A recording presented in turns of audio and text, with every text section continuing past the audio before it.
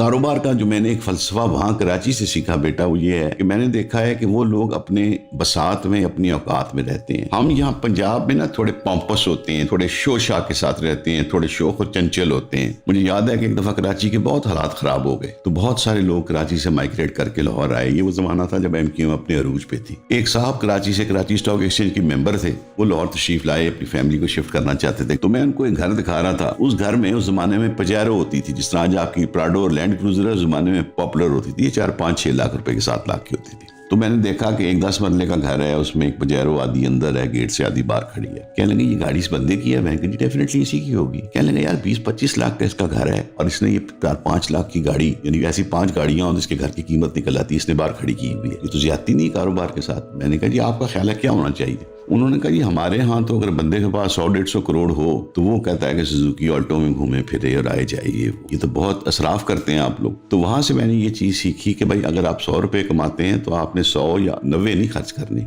आपने 10, 15, 20 रुपए के अंदर अपना बजट सेट कर लेना है। कराची में मैंने ये देखा कि सब लोग अपने वसाइल के अंदर रहते हैं। दूसरी चीज मैंने ये देखी कि कभी मुझे इत्तेफाक नहीं हुआ किसी ने मुड़ के देखा हो मेरी चप्पल की तरफ, मेरी घड़ी की तरफ, मेरी शलवार कमीज की तरफ। हर बंदे ने मुझे जांचा या परखा मेरिट के ऊपर, मेरी गुफ्तगू पे, मेरी काबिलियत पे, या जो चीज मैं बेचने आया हूँ उसकी इंपॉर्टेंस या फतीयत के ऊपर।